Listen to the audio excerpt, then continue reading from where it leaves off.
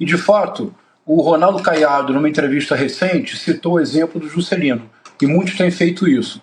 Então, Gabi, Chico, Rodrigo, vamos aceitar o exemplo. Houve 2 tentativas de golpe fracassadas contra o Juscelino. Na primeira tentativa de golpe, o próprio Juscelino, anistiou o líder do golpe. O que fez o líder do golpe, depois de ser anistiado, tentou um segundo golpe. Foi um dos líderes do segundo golpe contra o Juscelino, junto com o então capitão Bournier da Aeronáutica. Nesse segundo golpe, no final do governo do Juscelino, passou o governo para o Jânio Quadros, o Juscelino já não podia anistiar. O Jânio Quadros anistiou o capitão Bournier da Aeronáutica. Ele voltou para o Brasil. Gabi, foi um dos artífices do golpe da ditadura militar de 1 de abril de 1964. Não apenas.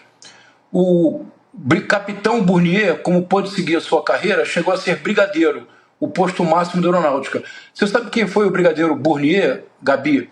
Um dos principais e mais abjetos torturadores da ditadura militar. Foi o homem que principiou a torturar o ex-deputado Rubens Paiva, exato, o levou à morte sob tortura e ocultou o seu cadáver.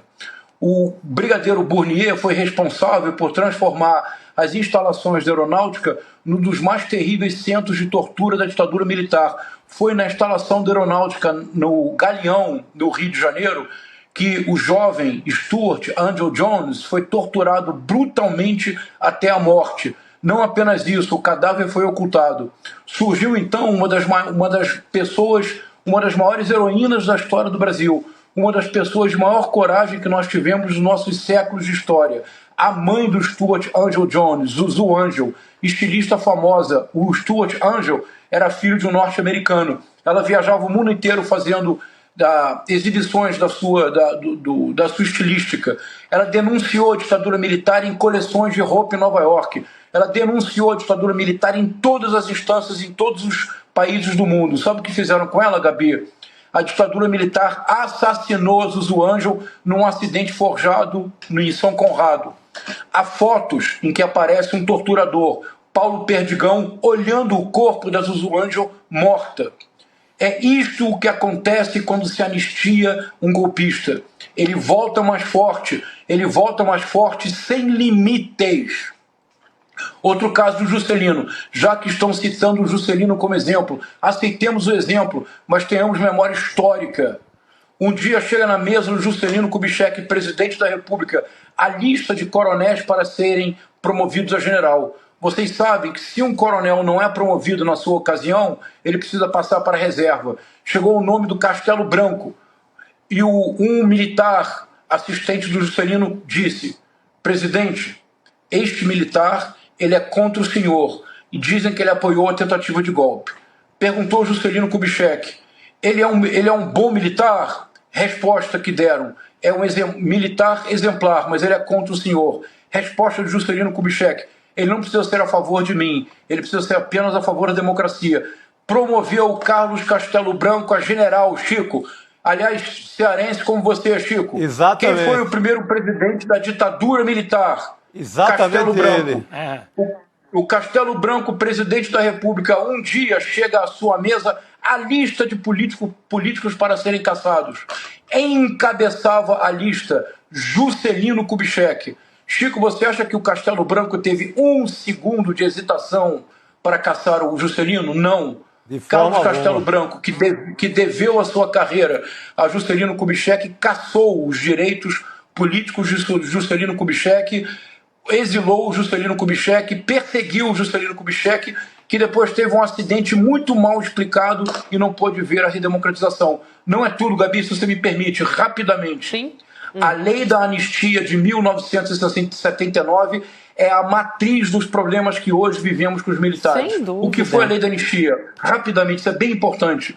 Uma lei promulgada pelo João Batista Figueiredo em 15 de agosto de 1979, que tem 2 aberrações. A primeira delas é o arco temporal. Isso, Rodrigo, ninguém presta atenção, porque você pensaria que o arco temporal da lei de anistia seria anistiar os crimes políticos entre 1 de abril de 1964, data da ditadura, e 15 de agosto de 1979, data da promulgação. Gabina não.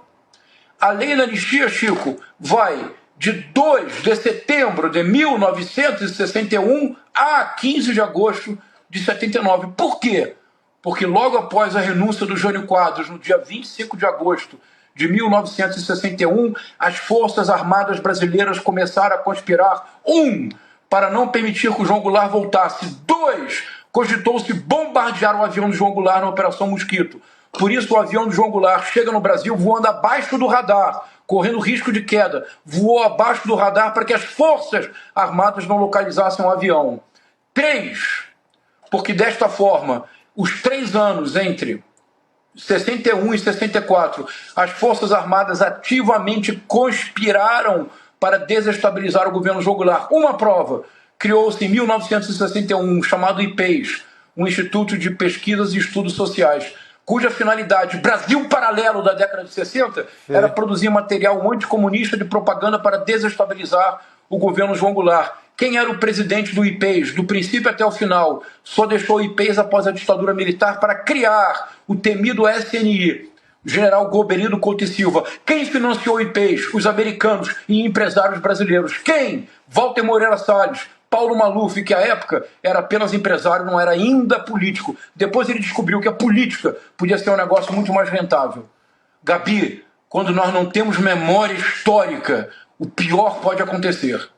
A anistia que estão propondo para os golpistas, tanto para aqueles que já estão presos, é cortina de fumaça. O que eles querem é, mais uma vez, blindar generais como, e vamos ter a coragem de dizer os nomes, generais como Walter Braga Neto, Augusto Heleno, Almirante Garnier, todos golpistas que precisam ser julgados, devem ter pleno direito de defesa, precisam ser julgados, se forem condenados, têm que ir para a prisão. E claro, o chefe de todos, o golpista maior, que passou 4 anos conspirando para acabar com a democracia no Brasil, Jair Messias Bolsonaro. Se essa anistia passar, nós vamos ter uma rede viva do que aconteceu de pior na ditadura militar brasileira.